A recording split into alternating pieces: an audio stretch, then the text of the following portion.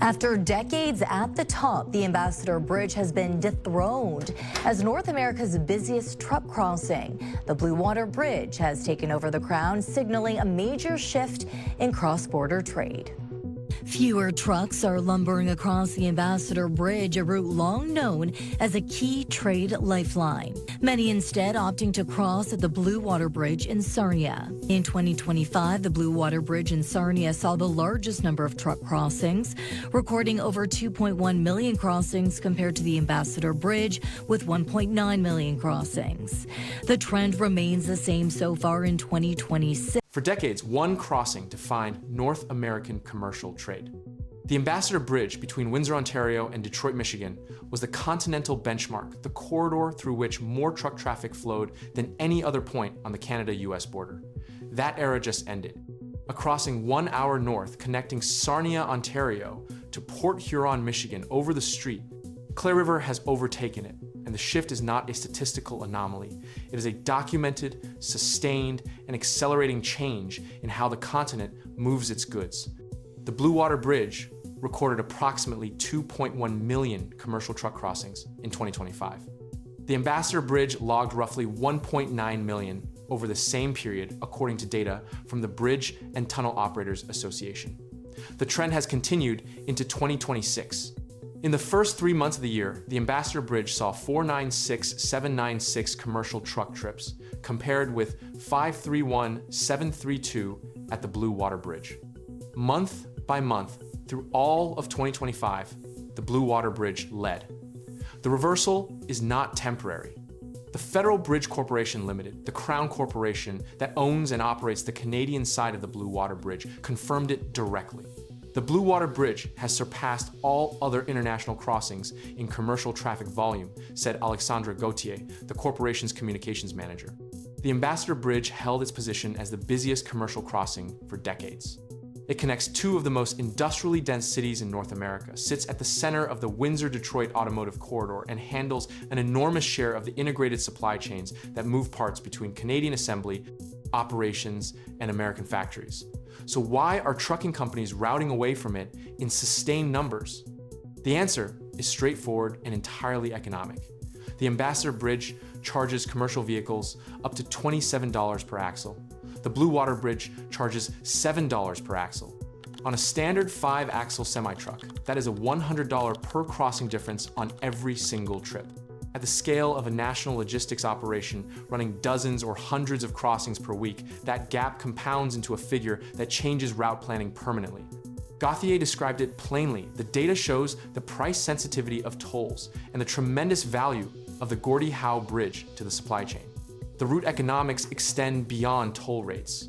Windsor and Detroit are both dense urban environments. Trucks crossing the Ambassador Bridge enter city traffic on both sides, the surface streets of Windsor leading to the bridge, and the Detroit road network on the American side. The Blue Water Bridge connects directly to Highway 402 inches Ontario and to Interstate 69 and Interstate 94 inches Michigan, freeway to freeway in both directions with minimal urban congestion. For carriers optimizing delivery time alongside operating costs, the Sarnia crossing offers both a price advantage and a routing advantage simultaneously. The Federal Bridge Corporation cites both stabilized toll rates and reliable infrastructure as the factors driving commercial carrier preference. What makes this shift structurally significant is that it is reshaping a trade corridor that carries an enormous share of the goods flowing between the two largest trading economies in North America. $3.6 billion crosses the Canada-US border every single day. A meaningful fraction of that crosses over bridges. When the volume balance between the two primary Southern Ontario commercial crossings reverses after the Ambassador Bridge held its position for decades, that is a change in the physical architecture of continental supply chains, not just a routing preference. The timing adds another dimension. The trade war between Canada and the United States has been producing sustained disruption across the Southern Ontario manufacturing belt for over a year. Windsor-Sarnia's unemployment rate hit 10% under the pressure of automotive tariffs. 50% metals tariffs have squeezed steel and aluminum producers throughout the region. The businesses that remain active are under maximum cost pressure. For fleet operators working within those compressed margins, every avoidable cost gets scrutinized. The Ambassador Bridge's toll premium, which was already a known disadvantage, became less tolerable against the backdrop of an industry trying to absorb tariff-driven input costs across every other line item simultaneously. The third crossing adds a forward dimension to this story. The Gordie Howe International Bridge, under construction to modernize the Windsor-Detroit corridor, has already announced its commercial toll rate for the discount breakaway program, $6.90 US per axle. The Ambassador Bridge charges $15 per axle for its equivalent discount program holders. On a typical 5-axle semi-truck, that represents a $40.50 cost advantage on every crossing at the Gordie Howe Bridge compared to the Ambassador. The Windsor-Detroit Bridge Authority is building the rate structure to compete aggressively for the commercial volume the Ambassador Bridge has been losing to Sarnia. One recent American analysis estimated losses of up to $7 million per week tied to delays in the Gordie Howe Bridge's opening. The Gordie Howe Bridge has not yet set a firm opening date as of April 2026. The project announced last month it would open this spring. The opening has been delayed twice previously. When it does open, the Ontario Trucking Association's Director of Policy and Industry Awareness, Lakshoan, said, "Once the Gordie Howe Bridge does open, we expect a number of fleets will shift their operations from the Blue Water Bridge. The commercial volume currently sitting in Sarnia is likely a transitional concentration carriers who move north away from Ambassador Bridge costs, who will then face a new choice between Blue Water and Gordie Howe when the Windsor-Detroit corridor gains a competitively priced modern crossing. That competition will determine which corridor becomes the primary trade route for the next generation of North American commercial logistics." The Ambassador Bridge, privately owned by the Maroon family, is facing a compressed version of the same structural problem that redirected volume to Sarnia in the first place. Its toll rates are the highest in the region. Its infrastructure is the oldest. Its approach roads pass through urban congestion. The Gordie Howe Bridge is publicly owned purpose, built for modern commercial volumes and priced to compete. The Ambassador Bridge's decades-long dominance of Windsor-Detroit crossings was a function of being the only serious option. That function is ending. What the Blue Water Bridge's 2025 numbers establish is that commercial carriers will reroute. They will absorb the additional hour of highway driving to save $20 per axle per crossing. They will choose freeway connectivity over urban proximity. They will respond to cost signals with logistics decisions that persist even after the immediate pressure changes. Historically, over the decades, the Ambassador Bridge was always the leading crossing between Michigan and Ontario by a significant number, Gaucher said. In 2025, it was not. In the first quarter of 2026, it is not. The geography of North American trade has not changed. The economics that govern how that geography is used have. Trump just exploded over a $6.4 billion bridge, and within hours, Canada's countermove left Washington scrambling to contain the fallout. Because this wasn't a routine policy disagreement. This was a late-night political detonation aimed at one of the most critical trade arteries in North America, a bridge not even open yet, but already sitting at the center of a geopolitical standoff. When Donald Trump threatened to block the opening of the Gordie Howe International Bridge, the message wasn't subtle. He argued the United States was being taken advantage of and suggested compensation should come before the first truck ever crossed. But by sunrise, the response from Canada shifted the entire narrative. To understand why the reaction was so swift and so controlled, you have to understand what this bridge actually represents. Linking Windsor, Ontario, and Detroit, Michigan, the crossing was designed to handle roughly 8,000 trucks a day, moving goods through one of the most integrated manufacturing corridors on Earth. This isn't just another border link. Nearly a quarter of all merchandise trade between Canada and the United States flows through this region, much of it tied to auto production and advanced manufacturing supply chains that operate on near-continuous cross-border movement. And here's the detail that detonated political tension. Canada financed the project almost entirely on its own. The total cost reached roughly $6.4 billion, covering not just the bridge span, but customs, plazas, highway connections, and supporting infrastructure on both sides of the border. Under a 2012 agreement negotiated with Michigan, the state contributed no upfront construction funding. In exchange, it secured joint ownership of the completed asset and will receive 50% of net toll revenue once Canada recovers its costs. That structure wasn't hidden.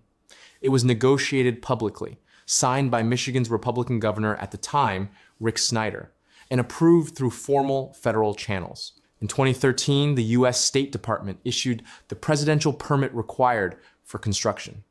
In 2017, Trump himself joined Prime Minister Justin Trudeau in calling the bridge a vital economic link. By 2019, he had signed legislation allocating U.S. customs funding tied to the project, which is why his February 2026 threat landed with such shock. He claimed Canada owned both sides of the bridge and implied the U.S. deserved compensation before opening. But that framing immediately collided with documented legal reality. Canada does not own both sides.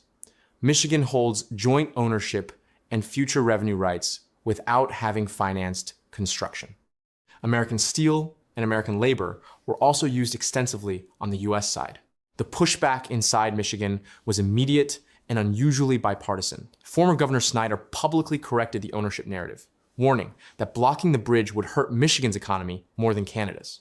State leaders echoed the concern, emphasizing the crossing's role in supporting auto jobs, manufacturing supply chains, and regional trade resilience. Because the economic logic behind the bridge is hard to overstate. For decades, heavy truck traffic across this corridor depended almost entirely on the aging Ambassador Bridge, a privately owned crossing that effectively held a monopoly on commercial freight movement. The new bridge introduces redundancy, freeway-to-freeway connectivity, and reduced transit bottlenecks. Studies estimate transit times could drop by up to 20 minutes per trip, saving billions in logistics costs over the coming decades. Blocking it wouldn't just stall infrastructure, it would preserve a single point of failure in one of the most critical trade routes on the continent. Against that backdrop came Canada's countermove, measured, precise, and strategically restrained. Prime Minister Mark Carney didn't escalate publicly. He called Trump directly. In that conversation, he laid out 4 factual pillars. Canada financed the project, ownership is shared under the 2012 agreement, workers and materials came from both nations, and the bridge serves mutual economic interests. He then stated he looked forward to its opening. No rhetorical fire, no retaliatory threats, just documented facts and calm confidence. Publicly, Carney reinforced the message, calling the bridge a symbol of cooperation vital for commerce and tourism, while signaling continued diplomatic dialogue. The contrast in tone was striking. Political heat from Washington, strategic coolness from Ottawa. The White House later reiterated its concerns about Canadian ownership, framing the bridge as an arrangement where the United States had been strategically disadvantaged. But that assertion ran directly into a wall of documented reality. The ownership model, financing structure, and revenue-sharing terms were not new revelations. They were negotiated openly more than a decade earlier, codified in bilateral agreements, reviewed through federal permitting channels, and reinforced through subsequent funding legislation. Presidential permits were issued. Customs appropriations were signed. Joint statements were released. The legal and financial architecture surrounding the project had been examined repeatedly across multiple administrations, including Trump's own first term. So what had actually changed wasn't the bridge. It was the geopolitical atmosphere surrounding it. Trade tensions had hardened. Provincial retaliatory measures, including targeted restrictions on certain American goods, had injected friction into cross-border commercial relations. At the same time, Canada had begun diversifying trade exposure, pursuing agreements that signaled it wasn't solely dependent on U.S. market access. From Washington's perspective, that external engagement risked diluting American economic leverage inside North America's integrated supply system. In that shifting climate, the bridge's symbolism evolved. What was once framed as cooperative infrastructure started being viewed through a competitive lens. Instead of representing mutual capacity expansion, it became a strategic node, a physical asset sitting at the intersection of trade flow, manufacturing, logistics, and political leverage. That reframing is what turned the project into a pressure point. Infrastructure, when tied to supply chains, carries influence far beyond its physical footprint. Control access, delay activation, or politicize regulatory clearance, and you exert downstream pressure across industries that rely on uninterrupted movement. The bridge's significance made it a visible instrument through which broader grievances could be signaled without imposing formal trade sanctions. Yet despite the political escalation, the project itself never deviated from its course. Construction timelines held, engineering milestones were met, regulatory frameworks remained in place, no permits were revoked, no bilateral agreements were dissolved. The contractual backbone supporting the crossing proved insulated from the political turbulence unfolding above it, and the economic logic driving its creation remained unchanged. The Detroit-Windsor corridor continues to function as one of the most densely integrated manufacturing zones globally. Automotive components, industrial machinery, agricultural goods, and energy-linked materials move through this artery in synchronized cycles. Efficiency gains at this crossing translate directly into production stability, cost predictability, and supply chain resilience for firms on both sides of the border.